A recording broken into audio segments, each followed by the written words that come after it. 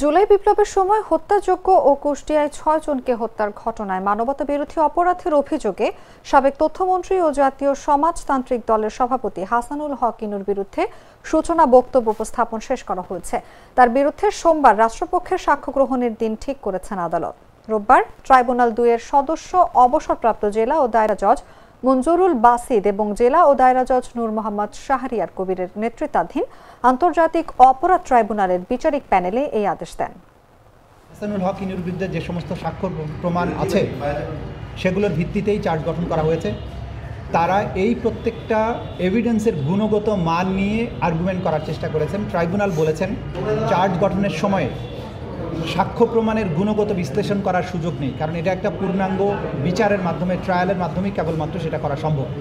সেই কারণে তাদের চার্জ গঠনের আদেশের বিরুদ্ধে যে রিভিউ পিটিশন ছিল সেটাকে খারিজ করে দিয়েছেন। সেই রিভিউ পিটিশনে তারা 3টি মারাত্মক কমেন্ট করেছিলেন বা স্টেটমেন্ট লিখেছিলেন, যেটার ব্যাপারে প্রসিকিউশনের পক্ষ থেকে আমরা তীব্র আপত্তি জানিয়েছি। একটা হচ্ছে তারা এই সরকারের আইন প্রণয়নের ক্ষমতা, অর্ডিন্যান্স জারির ক্ষমতা, সেটাকে তারা বলার চেষ্টা করেছেন এটা যথার্থ না। জুলাই আগস্টে যে গণহত্যায় তাদের সম্পৃক্ততা সেইগুলোকে জাস্টিফাই করার চেষ্টা করেছেন। আদালত সেগুলো আমলে নিয়েছেন এবং তারা বলেছেন যে এই তাদের যে কমেন্টগুলো সেই কমেন্টগুলোর ব্যাপারে আদালত তার অবজারভেশন, তার পর্যবেক্ষণ, তার আদেশের মধ্যে এটা থাকবে। আজকে সেই রিভিউ পিটিশন খারিজ হওয়ার পরে আমাদের যে সূচনা বক্তব্য অর্থাৎ ওপেনিং স্টেটমেন্ট সেটা উপস্থাপন করা হয়েছে আদালতে। আগামীকাল থেকে তার সাক্ষ্য গ্রহণ শুরু হবে। ইনশাল্লাহ আগামীকাল প্রথম সাক্ষ্য গ্রহণ অনুষ্ঠিত।